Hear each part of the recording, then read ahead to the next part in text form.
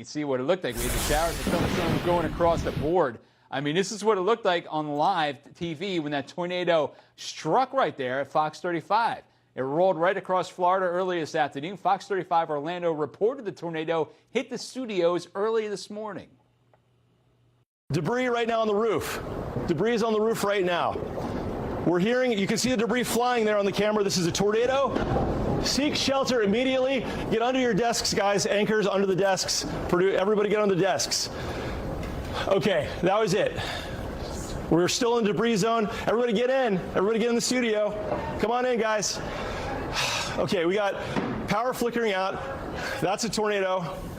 This is a confirmed tornado. National Weather Service, if you're listening, this is a confirmed tornado.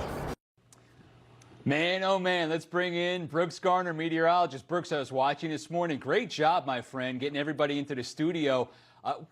What's it like when you're following this tornado coming in? You can see it on the radar picture, and all of a sudden you realize, dude, this is going right to where I am.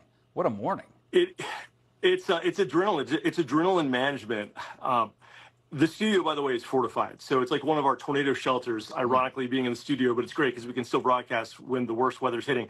But it became real. It became really real when you heard debris hitting the roof and hitting the walls, and you realize you're not just tracking a tornado, you're not chasing a tornado. The tornado has chased you.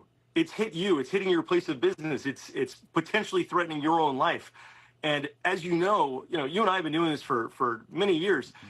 We're always speculating, could there be a tornado? Is there a tornado? Is it a possible tornado? But to confirm in real time, because you're inside of it, adds a new level of certainty. But it was really just trying to manage the adrenaline response, because obviously you heard me starting to breathe pretty heavily. I mean, we're getting hit with something that we didn't know how it was going to turn out. You don't know if you're going to have a 2x4 come through the cinder block walls, right? We've covered so many tornadoes, and it was just a matter of getting people in and trying to stay calm enough through that adrenaline management to at least offer a clear message so that folks who hadn't yet been hit by this thing knew what was coming, and provide them information that hopefully could save their life. Fortunately, so far, we've had no reports of injuries, despite some homes being completely toppled over in damage that looks like F3 damage, EF3 damage from the Midwest. Officially, Bobby, this was a EF2, according to the National Weather Service. Wow. They already had the crews out there to look at it?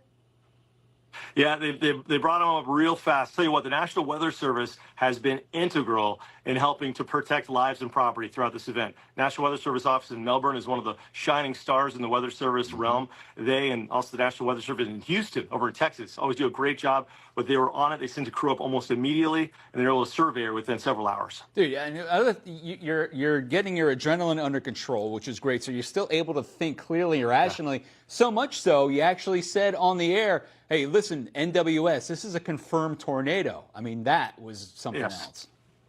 Absolutely. The key here was because it's so rare in Florida to have these things verify, to be able to articulate to an organization that can put it on blast so that all media platforms are aware of what's there and what's coming. I could get that out there. I mean, you feel a feeling that is hard to describe until you're in it.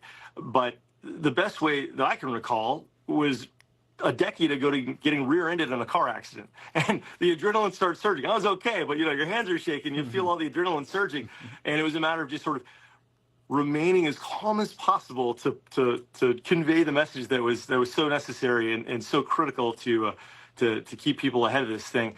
What was so shocking about it was how fast it went from absolutely nothing to over. I mean, it was within 20 seconds, and by over, we've got 50-year-old pine trees here in the backyard, those Florida scrub pines, and they're down like matchsticks all over the place. They've landed on some of our units, our vehicles, our Explorers. One of our fellow meteorologists, his car got hit, and it's all shattered up. Oh, it's an insurance claim. Yeah. And the damage we had here was minor compared to the rest of the area. Yeah. It was just so fast in how it hit. We saw the tower cam as the tornado was coming in the condensation funnel. And then when we saw the debris, we knew it was time to get people into the studio. And it's hard to mobilize people. We have a normalcy bias. We don't think it's actually going to happen to us until there's actually trees hitting the building. Yeah, you almost feel like you're safe because you're just watching on the screen itself. How many people did you have ultimately in the studio with you to take cover?